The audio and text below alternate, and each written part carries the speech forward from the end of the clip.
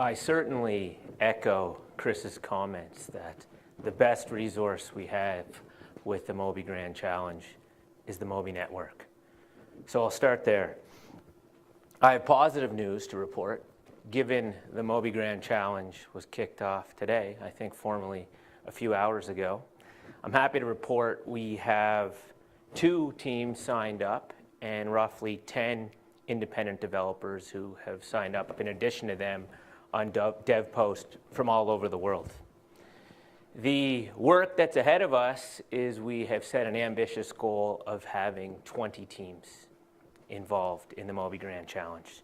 So we're looking for, in addition to the 2 we have, and call it 2 from the independent developers, we have probably 16 more teams at the current time. So any help you guys can offer is greatly appreciated.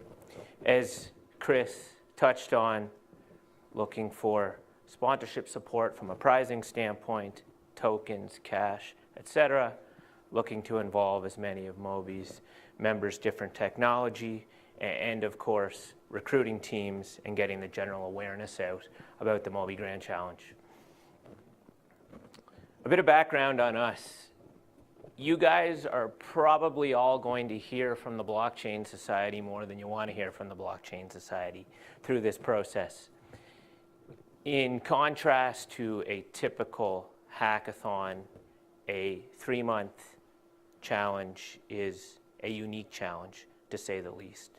So a large reason why CP, Chris, and the MOBI team engaged us over and above having experience with hackathons is to keep everybody motivated. Keep all the members engaged, keep you guys updated, keep the teams engaged, keep having them work on their projects, and communicate all of these updates to the developer and the blockchain community as a whole. A bit of background on the Blockchain Society. So we've been in the conference business since 2012 in varying capacities. We put on 100 conferences around the world annually currently, about 40 of which are under the Blockchain Society brand. We offer 2 distinctly different types of conferences. Business conferences focused on transactions, raising capital, and one blockchain company doing a deal with another blockchain company. And then developer conferences, which take a wide variety of forms, from hackathons to 3-hour coding workshops to an outlier such as this one, which is going to last 3 months with the MOBI Grand Challenge. A number of different speakers who have spoken at the Blockchain Society's business conferences, some of them who are engaged with MOBI in varying capacities. Here's some of the partners we've worked with over the last few years. And here's a little bit of background on our upcoming business conferences and developer conferences / hackathons. We're in Berlin in a couple weeks, and then back to Seattle. We've got some stuff, some smaller scale stuff going on in Toronto, and then we're in San Francisco. I'll turn things over to CP, who will touch a little bit more on the MOBI Grand Challenge, and then I'll get into the specifics. Thank you. So the purpose of this session is, I would say, threefold. One is to let you know the rules and the way we are organizing this MOBI Grand Challenge. Secondly is to seek help from this community so that to make it successful. And the third one is any feedback that you may have, what we can do differently or to better this thing. So I'll try to distinguish this Grand Challenge from a regular or typical hackathon that you see. So it's not very narrowly focused. So as Chris said, the goal of this is to spark the imagination of the public, the industry, the government, to use this blockchain for the connected vehicles ecosystem. So it's a very broad goal.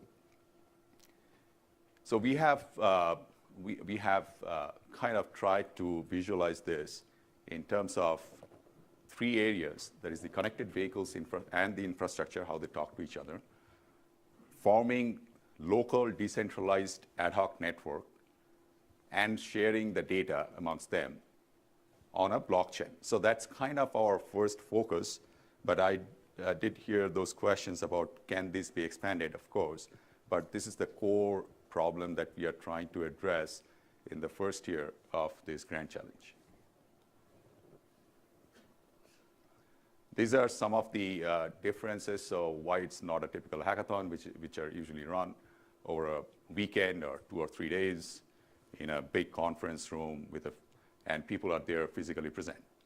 Here, the scope is broader. The teams will be all virtual. We have, and we will talk later, little later, some of the tools that we are using to keep them motivated and engaged throughout these 4 months.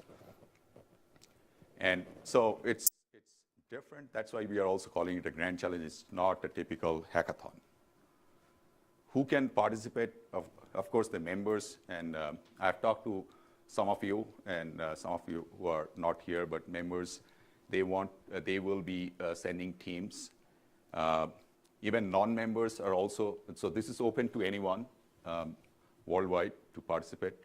We have talked to a few universities, and they are interested in sending some teams or participating in this, as well as the developer community in general. And Blockchain Society has access to a lot of developers who are interested in blockchain-related programming. So, and I think you have already got 2 teams who are participating in that. I will let Bill talk through some of the other specific requirements and the judging criteria. Any questions, comments so far? No? Okay. So we're going to be looking for each of the teams to submit a solution. So we're looking for the code. The code will be owned by the developers, of course.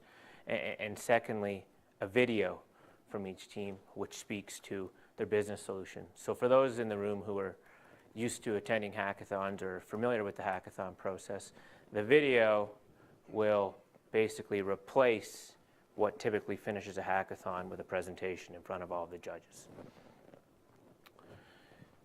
We're looking to use the blockchain, and we're looking to address urban mobility challenges. Lots of different ways each and every one of you in this room can help. Of course, recruitment of teams. If you want to donate cash, again, if you'd like the hackers to use your technology, tokens, and other unique opportunities for winners. For example, a group called Block Geeks has offered to provide free training to the top 2 or 3 teams for X amount of time. That's what we're getting at with unique opportunities for the winners. 4 major criteria for judging. The technology, again, on the blockchain, but who has the best technology? A consumer-centric approach. How useful, how viable is this solution? And how innovative is this solution? We're looking for teams of roughly 6 participants. CP and I have been back and forth a little bit on this. For example, what if GM wants to put in a team of 10? Sure, we'll probably accommodate, but the average team is in around 5 or 6 developers. All submissions are due by January 10th. And again, in my opinion, that is the biggest pro, but at the same time, the biggest con of this MOBI Grand Challenge. With a hackathon, typically it's anywhere, we've executed them as short as 7.5 hours up to 48 hours. If someone's not available at that time frame, they're out for the hackathon. In this case, we shouldn't have that problem that a team isn't available. The biggest challenge is going to be keeping everybody motivated and engaged through this 3-month process, and that's where the Blockchain Society comes in. The IP will be owned by the hackers, and submissions will take place on January 10th. Today is the formal launch. There was a little bit of talk about this hackathon in and around the developer community on January 10th, on Wednesday, when the media release went out, and I expect it only to grow here on in. Submissions will take place January 10th. Judging will take place for a month after that, and the winners will formally be announced February 15th in Munich. again, the success criteria, innovation, and trying to create awareness around both MOBI and the use of blockchain technology. The goal, and where you guys can really help us, is 20 teams, and we're currently sitting around 4, roughly 3 hours into this 3-month process.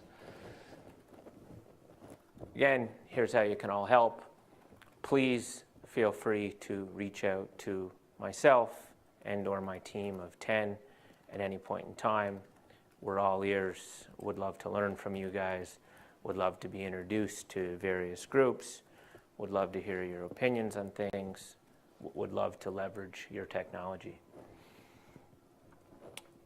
One last thing I'll leave you with before we open up the floor to questions and comments.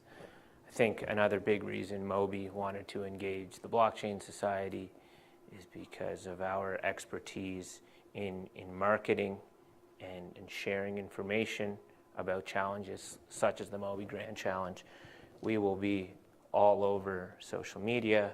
We may end up creating another video specific to the MOBI Grand Challenge.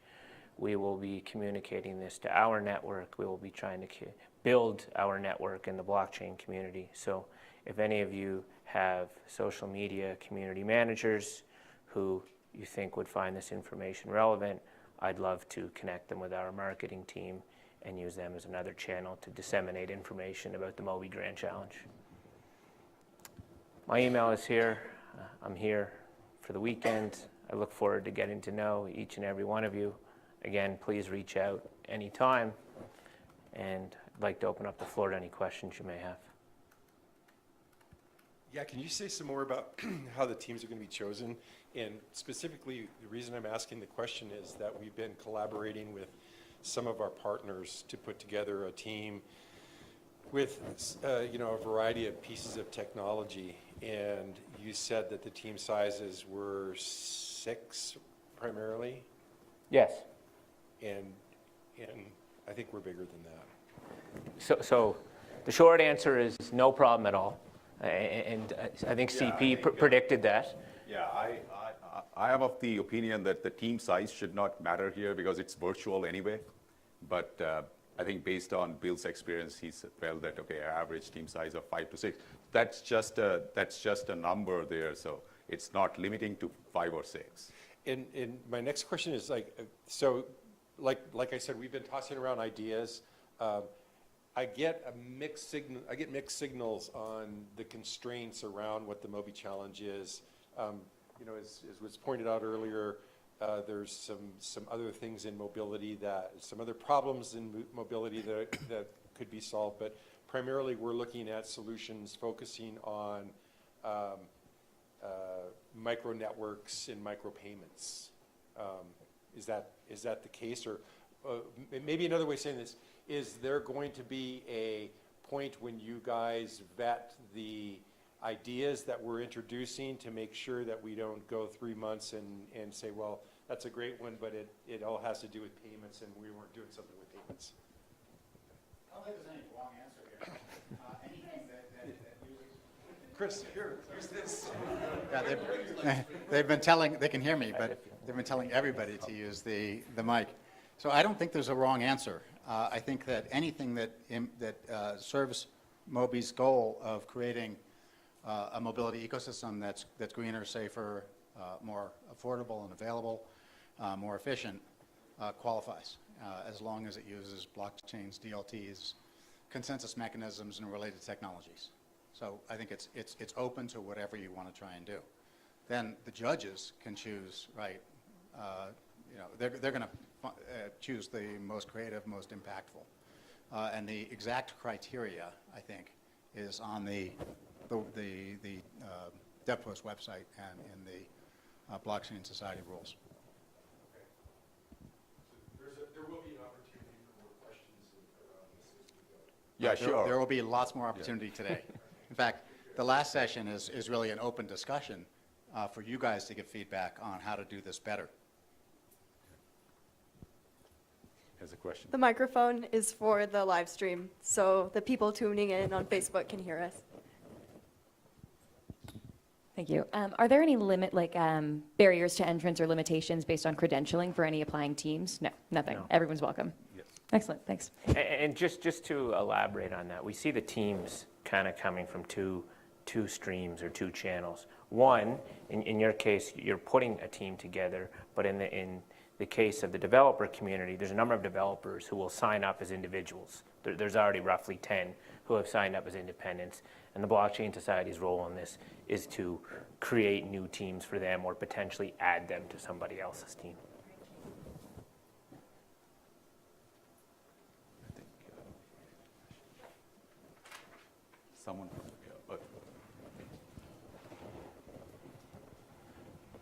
Maybe this is a good problem to have, but are there eligibility limits for how many teams developers can be in? no, we are not restricting that, like number of developers in a given team. No, the other way around. I guess how many teams a developer could be in. Meaning they'd be on multiple Could they teams? be on multiple teams? The issue, I think, what we discussed was that about the IP. Like, I mean, if a guy is working on both and then sharing of information or other things, so we didn't want to get in the middle of it, so we didn't quite decide. Typically, a developer will double down in the team that they believe in. Believe it or not, there's developers out there who essentially make a living from winning hackathons.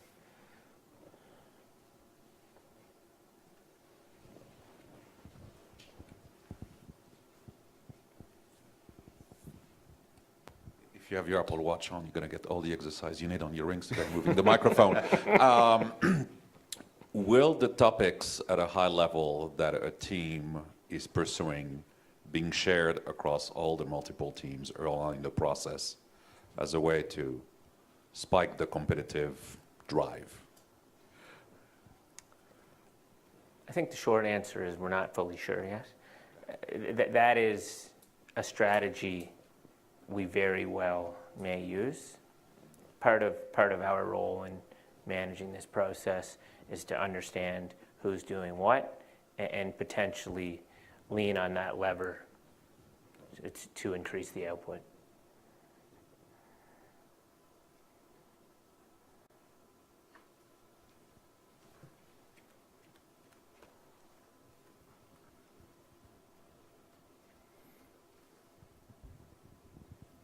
Thank you. Quick question. Are there going to be several places, like first, second, and third, or just one winner? And the second question is, does it have to be code specifically, or it could be architecture too, or research? So the answer to the first question is, I think we've announced major prizes for both first and second and not third at this point in time, correct? Yeah, but but we're working on prizing Yes. for third place. Yeah, there could be more prizes, and so there. And we're still soliciting more, and I suspect the gamut of prizes will only increase between now and January 10th. Do you want to speak to the second question? So, can you repeat the second question? One more time. He asked CP Yep, if it, go ahead. So the code, basically whether they have to submit a code or just architectural. So what we have decided so far is they do have to submit a code, some sort of working code. Thank you.